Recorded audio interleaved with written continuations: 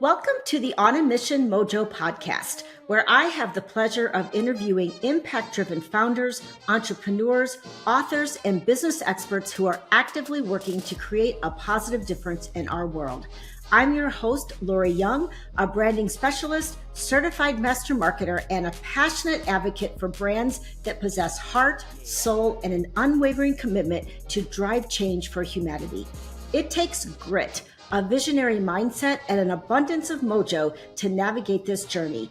And the stories I share will undoubtedly ignite your passion. If you're seeking an infusion of inspiration, motivation, and valuable insights to amplify your impact, let's dive right in.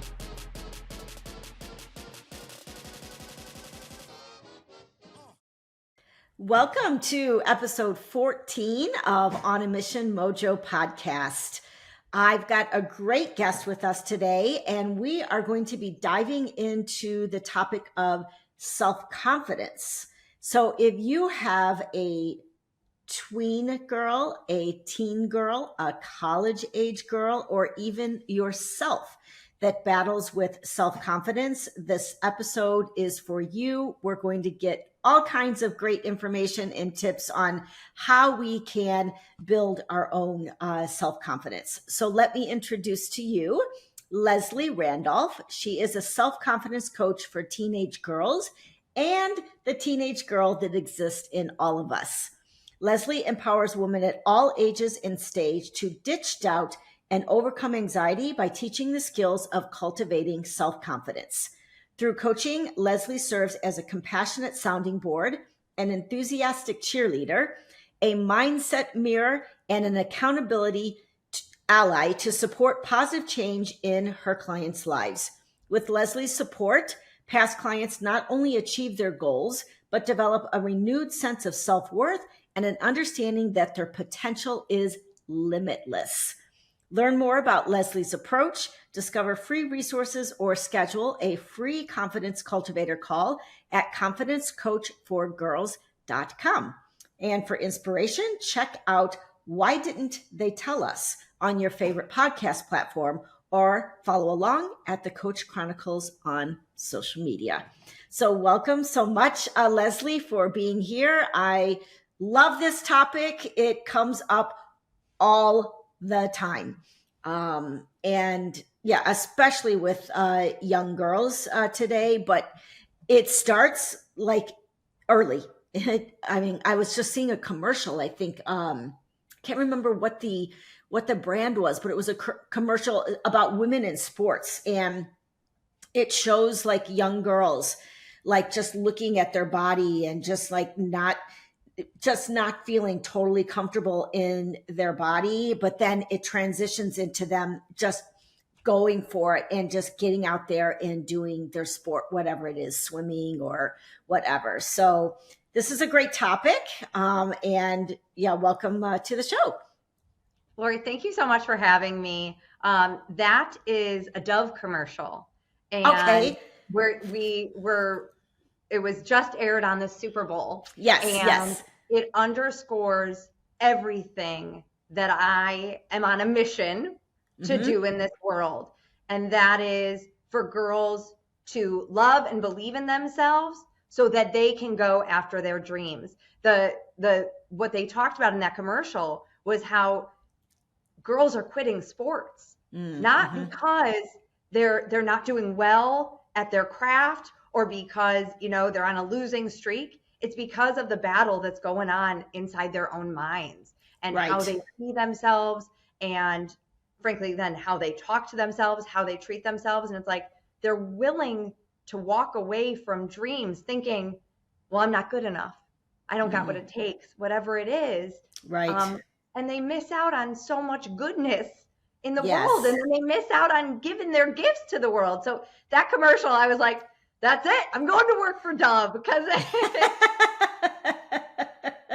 I'll stick to my day job. I love my day job, but I am crusading with them. I am a crusader for self-confidence so that our girls so all of us can go, I don't say this flippantly, but live a life of our dreams, whatever that looks like. Right. Absolutely. So tell me like what got you started in like why like did you dive into this whole path of self-confidence for girls? What got you here? Yeah. So um, I'll give you the long story, but I'll try to keep it a little brief because we won't go Okay. through my 40 years. But I since I was a young girl, a very young girl, I've always wanted to change the world. I wanted to make the Okay. world a better place. My Mm-hmm. mom will tell anyone this story of when I was in second grade. I said to her, Mom, I want to find the cure for AIDS when I grow up. And she said, Mm. Oh, well, you're going to need to be really good at science and math if that's what you want to do. And I Right. said, Oh, no, Mom, I'm going to find the cure with my heart. That Mm. was who I was and who I am. But then, the world sort of, as you said, like the world gets its hold on us. And I decided, Right. well, I wasn't very good at science and I wasn't very good at math, but I did continue to strengthen that heart and how Mm-hmm. I could uplift others and, change the world in my own way with my voice, with my gifts.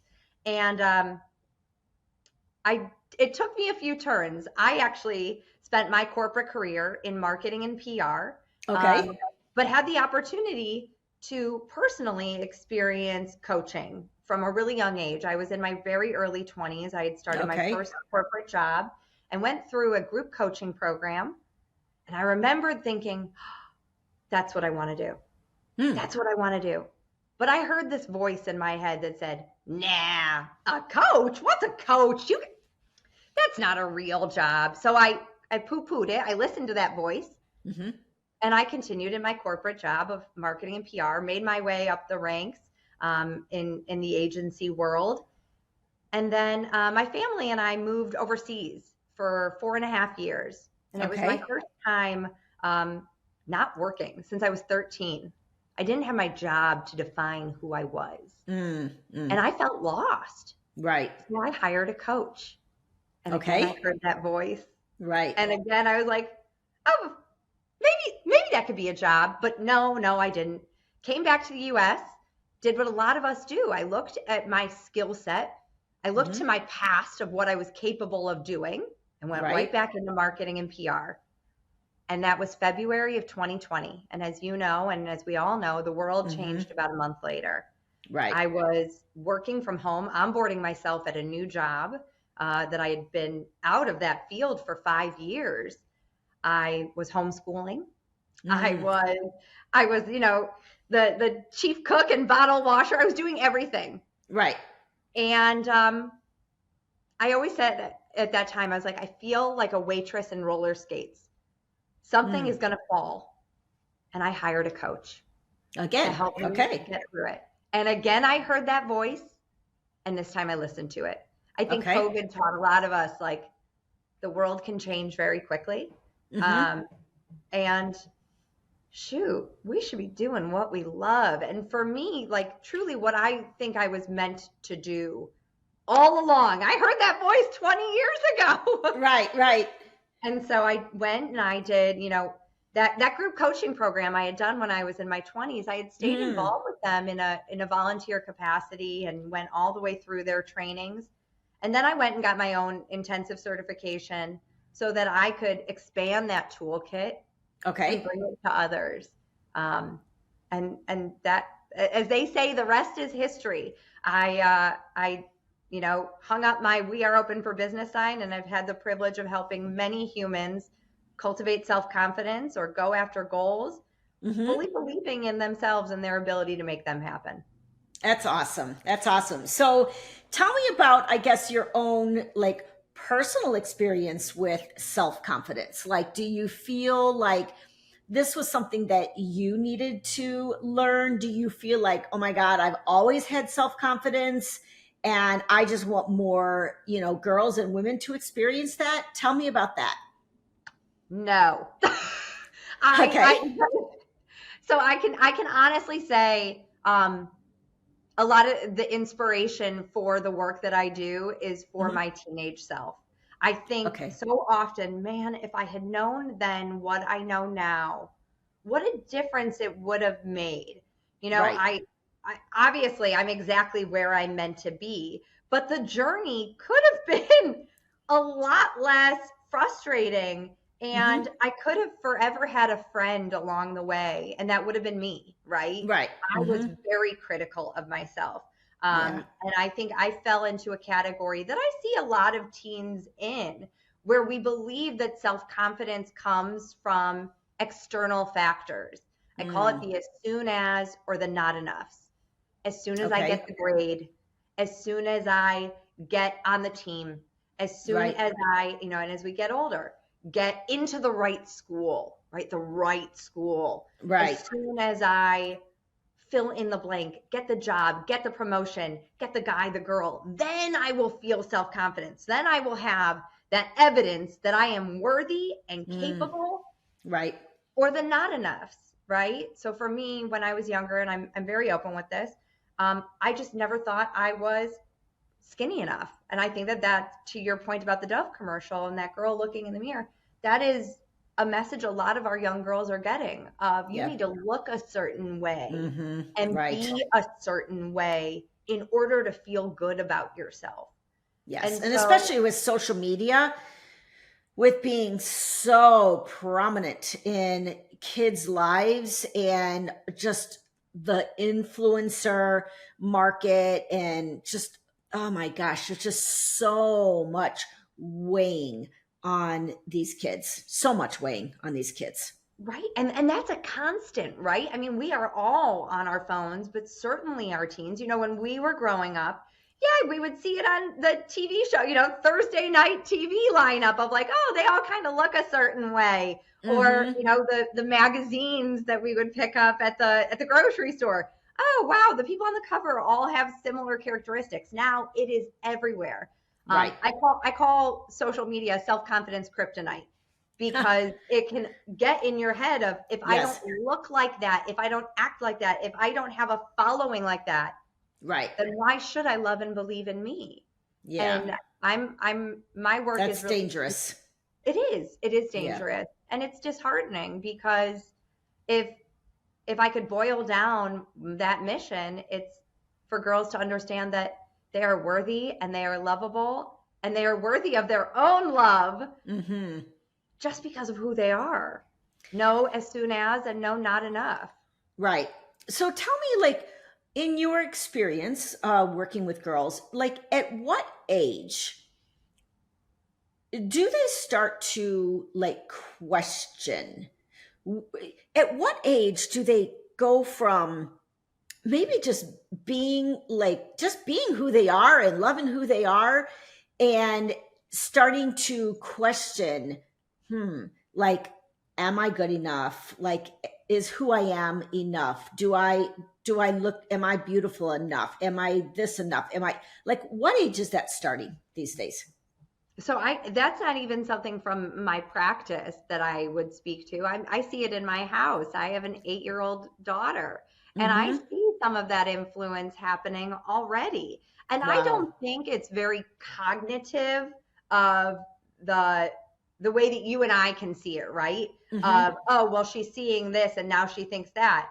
But there are some of those questions that come up for her of, and bringing things into our conversation that I think a lot of moms who have girls my age are like, man, this feels young for this.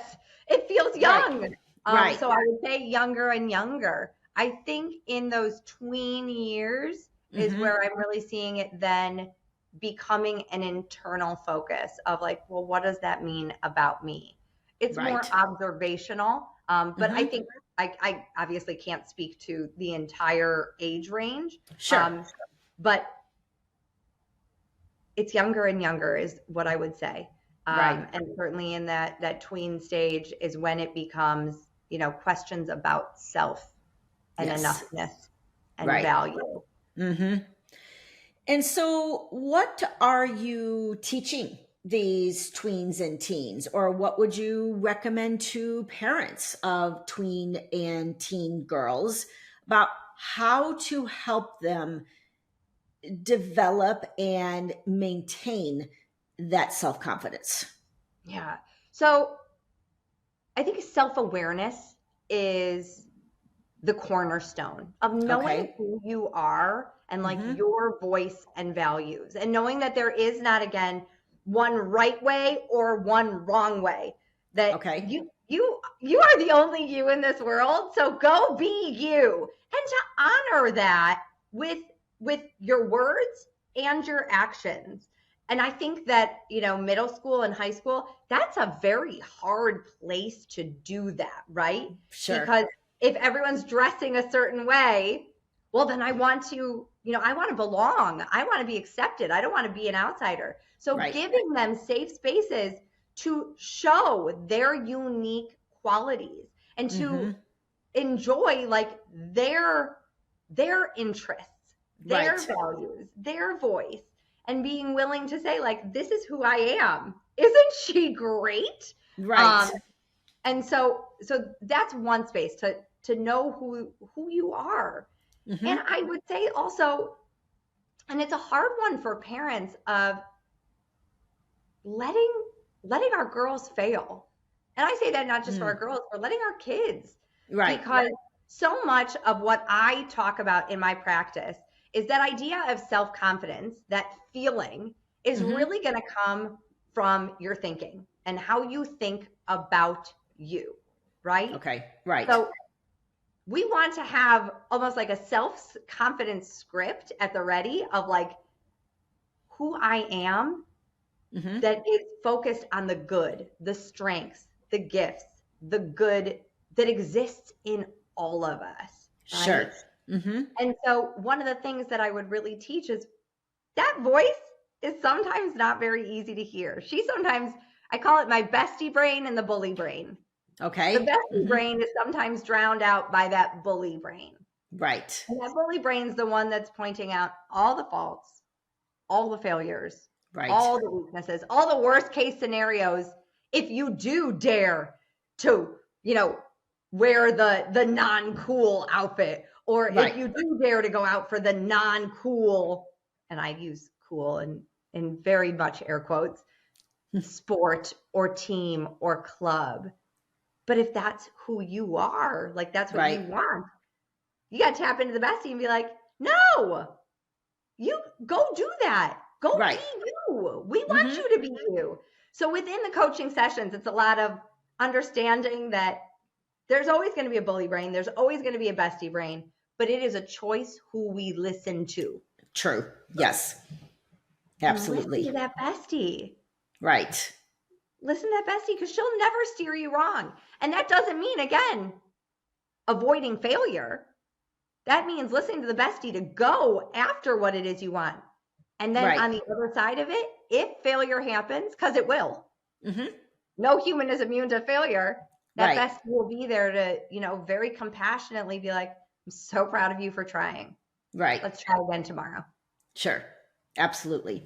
Yeah. It's, I didn't raise girls. I raised two boys. And I do remember like my younger son, he's always been kind of, unconventional, just kind of different than everybody else. And I remember him like in high school, he loved like wild shoes. Like he wasn't afraid to wear hot pink shoes or bright orange shoes, whatever. Like he loved color and these kind of wild shoes. And I remember thinking, I would never say anything, but I remember thinking to myself, oh my God, like as a boy, like this is not going to go over well at school. And it didn't. He would come home and say, people call him fag or call him gay or whatever. And it's just like, whatever, Ian, like, you know what? If you like those shoes, wear those shoes. Like, be you. Like, if you are unconventional, be you, because that's all you can be, like you said, is yourself. And we get like, how do you help girls to combat the bullies at school? So not only is there the bully brain in our head, but we are surrounded by bullies that are bombarding us and attacking us with messages when we try to step into our truest selves. What do we tell our girls about these bullies outside of us that are threatening to keep us small? Yeah. Yeah. And unfortunately, they are there. And I always go back to, a lesson that my dad had taught for many years. And that is hurt people hurt people, and those Right. people that feel the need to put someone else down. I mean, you just wonder what's going on for them, right? And that Right. doesn't mean that we then need to befriend them and, go and save them. But it's like, it gives us the opportunity to have some compassion for them, the same way we would have compassion for ourselves. Right. But then those are not your people. I would say then we go find the other people that are like, Ian, cool shoes, right? Yeah. Because there are those people. And I know for a lot of our tweens, they might not find their people in middle school. Yeah. That's why I said early on, like, I could have forever had a friend on the journey if I knew how to talk to and treat myself, right? And that's not to say, to your son, like, toughen up. I think part of self-confidence too is, yeah, you've got to feel all those feelings, right? That does hurt. We're not gonna be immune to that. Right. I mean, whoever said like sticks and stones might break my bones, but words will never hurt me. Lies. Words hurt. Exactly. Exactly. So, you'd asked what I would offer a parent. For a parent, I would so validate how hard that is before I even go into fixing anything, because that's what we want to do as parents. We want to fix it of like, right. We'll find other friends. Oh, well, Ian, you'll hurt, the hurt people hurt people. We first have to just be like, oh man, that's rough. That I'm so sucks. sorry. Yeah. That sucks. Absolutely. Yeah. And even as a coach, I validate the experience that any human brings into that space. And then we do the work of like, so what are we going to do with that? That's probably not going to be a friend of yours. Not right now.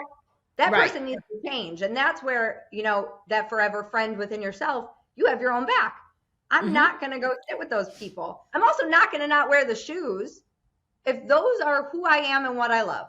Okay. So, what are some things that parents can guide their girls to do to like work on their self-confidence, like on a daily basis? Yeah. So one of the things that I offer in my coaching practice, but it's not unique to me, is like I had said, having those lines of that self-confidence script. Our bully is going to do what our bully has always done. Our brains are biologically wired to see the negative, right? And that will include seeing the negative within ourselves. It will include seeing that worst case scenario always.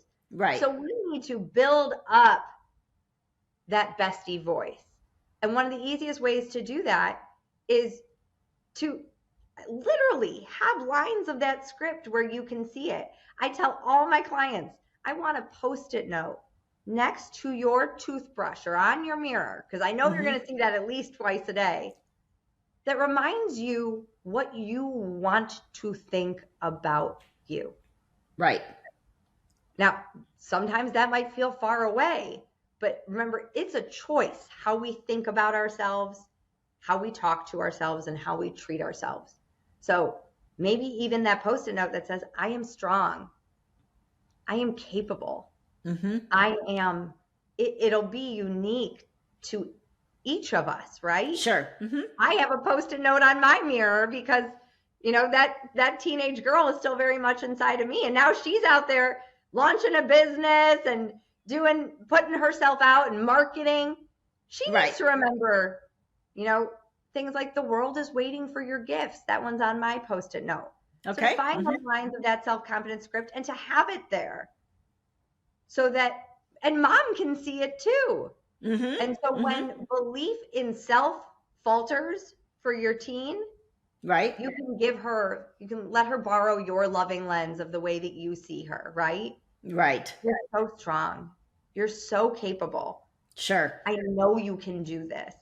And Right. I would encourage, and listen, and this is for teens, this is for all of us, to go after goals. Goals are, the playground for self-confidence building. Mm-hmm. It is like, if we think of self-confidence as a muscle, that is the gym. Okay. When Right. you are putting yourself out of your comfort zone, when you are feeling that doubt, but still going forward, that is when self-confidence soars. That is when that bestie voice comes in and is like, you've got this, keep going. So I would encourage our girls and encourage our parents to encourage our girls to set and go after goals. Yes. Yes. Because I feel like, honestly, I feel like so often people think they cannot take action until they feel confident about taking action, until they feel like, oh, I can be successful. But the whole process of building self-confidence, in my opinion, comes from actually going after something that is hard and seeing, oh my gosh, I actually can do this. And each step we take builds our confidence, right? Even 100%. if we fail, or even if we stumble, getting back up and continuing to do that, one thing that maybe we're struggling with, builds that self-confidence. Lori, if I could mic drop, I'd mic drop for you. Yes, that feeling of self-confidence will come from our thinking, but how we become self-confident, like how that we embody that, is by taking action. Yes. By going. So I could not agree more. And then on the other side of it, that's where that thinking comes back in. How am I going to talk to myself? Am I going to say, I'm so proud of you for trying. I can't believe you got that far. Imagine what would happen if you tried again tomorrow. Right. Imagine what could happen if you tried again, if it's like going out for a team, if you try again next year, if you continue to believe in you, and then you go practice and you go rehearse and you go, imagine what could happen. Sure. So 1000%. You cannot just look at that Post-it note, think happy thoughts, and not do anything. Right. Absolutely. You won't believe those thoughts for very long, right? Yes. And another thing that I tell my son, who's still like a college age, is, sometimes he gets kind of caught into a loop of thinking that a situation is hopeless, or he's not good enough, or he can't handle this particular thing. And I always say to him, let's go back to think about a time that you did do this. Do you remember that time? Do you remember how you felt? So I do that. And then I also, when something good happens and he's feeling good, I always say to him, remember this right now. Remember this feeling that you have right now. Because you're going to need to be able to draw on that in the future when you might not be feeling as confident. Yep. I have my clients sometimes write themselves a letter when they're in that, I can do anything phase, right? When I've got the puffed chest right now and the hands on the hips, write yourself a letter. What are you thinking about you today? Sure. Because here's what I know about self-confidence. Here's what I know about life. It is a journey. Yes. And it goes up and down and up and down. So there will be a down. And now you have that letter to you, from you. Right. Of what is possible and where you've been. Lori, I love the story you just gave. One of the things that I do with my kids on the first day of school, the first day of school when all the nerves, all the anxiety, all the what ifs are happening. Right. I always ask them, I say, what would you on the last day of school say to you today? Because Okay. they've survived many a first day before, right? And they've survived many grades. What would you on the last day of school say to you today? And it gives that in that moment to kind of zoom out and be like, oh my gosh, I'm going to be fine. I'm going to be great. Right. My daughter last year said, I would tell me it's going to be a piece of cake. There you go. There you go. That's awesome. But we need to get out of that thought loop of, I can't do it. It's hopeless. It's not possible. Like, and that's when sometimes I say, like, how can we be the doubt detective? And that's sort of what you're doing. Like, is that true? Right. We have evidence that you've done this before. I like that. The doubt detective. That's cute. I'm going to use that one on my son. Yours. So, let's just talk about like business in general, because a lot of people listening to this podcast are out here in the trenches, building their businesses, building a very mission-driven business, very heart-centered business. And you and I both know that comes with challenges. What are some of the challenges that you've had to face, like as a business owner, in staying true to your mission? Yeah. So I think that this is, a very telling thing. Doubt. Doubt. Right. And I'm the self-confidence coach. That's why I say it's a journey. There is no destination where like doubt and insecurity doesn't happen, right? My inner teen was never more present than when I was like, I'm going to launch a business being a self-confidence coach, right? Right. That teen was like, you're going to what? So I would think doubt is, a big hurdle that I deal with often. And that's why on my Post-it is the world is waiting for your gifts.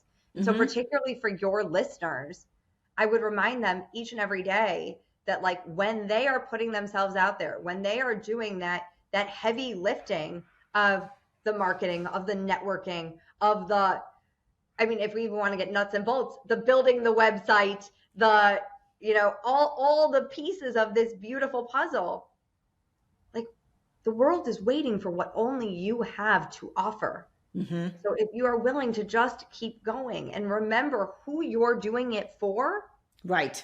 There is no better fuel in your tank than that.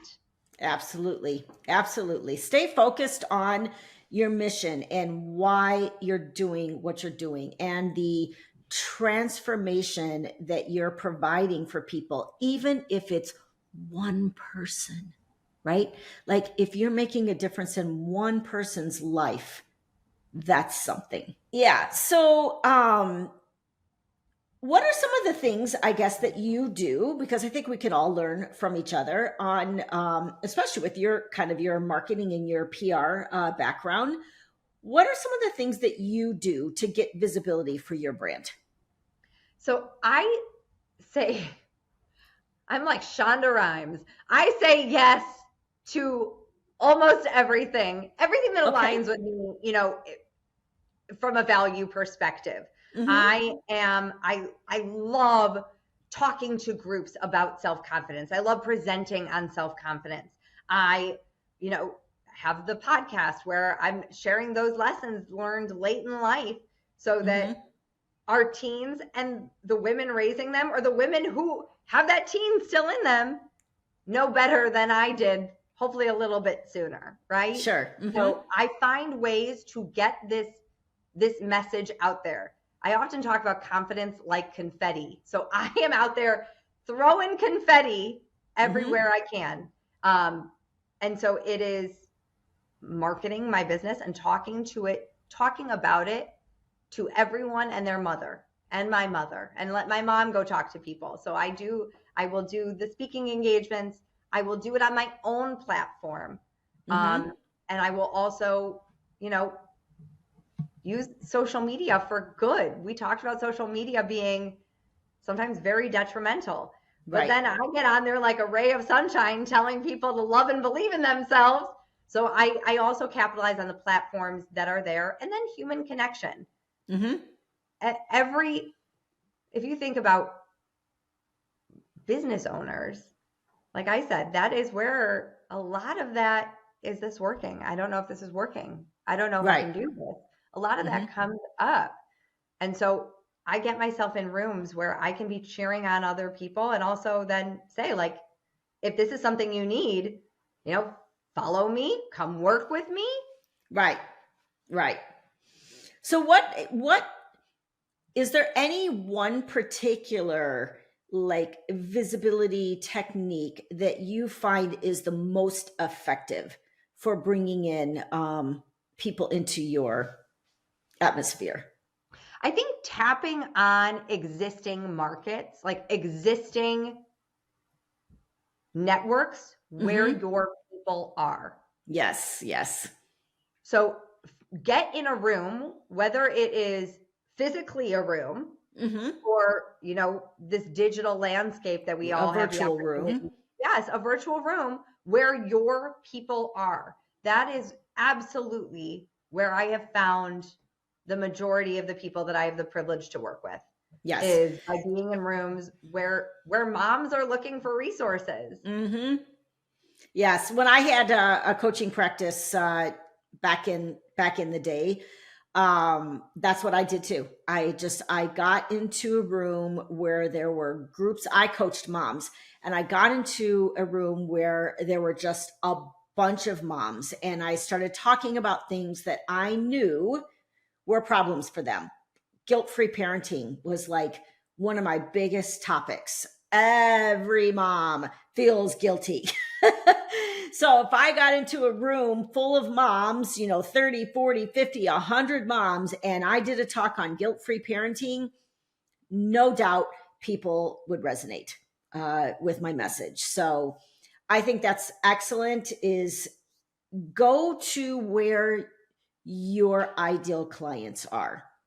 Right. Do not go field of dreams thinking, I built this website, where are they? It is up to you. The world Right. is waiting for your gifts, but don't Right. make it the best kept secret. Go tell them. Go Yes. find them. Yes, absolutely. So this has been awesome. I always like to end on just good mojo. So I want to just ask you what you feel your mojo or your magical superpower is in this world, and what do you do on a daily basis to maintain that mojo? Whew. Okay. So I knew it was coming. But my mojo, obviously, I would say would be self-confidence, right? And Mm-hmm. and I need to say that a little misconception sometimes about self-confidence. It is not at all thinking I am better than anybody else. Sure. Self is the most important part of self-confidence. It's really, focusing on me and believing in my ability to Mm-hmm. go make the world a better place and by Right. helping others. Yes. So my self-confidence and believing in me, and that go-getter, take action sort of mentality that you spoke about so Mm-hmm. well. Like, it's not just thinking happy thoughts, it's thinking happy thoughts to go do the work. Right. And there's very little quit in me. So I know you talk about grit. There is plenty of it. Awesome. I'm so committed to this that I'm not giving up. So, and Good I for you. also I need to add in it because it really is part of who I am. That is positivity. Mm-hmm. When I think about my bestie brain, she is always able to see the lesson learned. She is always able to see that silver lining. She is always able to see the good in the world, the good in others, the good Mm-hmm. in me. So I Good. think that there's a lot of positivity that continues to fuel me, and make it a lot more fun. Yeah, absolutely. And that positivity for me is a very strong energetic force. And your positive energy will act as a magnet to bring people in. So thank you so much, Leslie, for being here today. And I am sure I will see you out in cyber world. And I just look forward to appreciate. bumping into you there.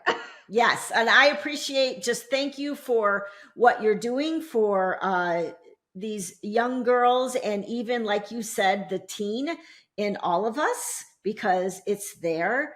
And I think self-confidence and self-doubt is the biggest sabotager that we have as business owners. So learn from Leslie, guys. Work on your self-doubt, work on your self-confidence, go out there, take action, believe in yourself, and others will believe in you too. Love that, Lori. Thank you so much for the opportunity. It was a blast.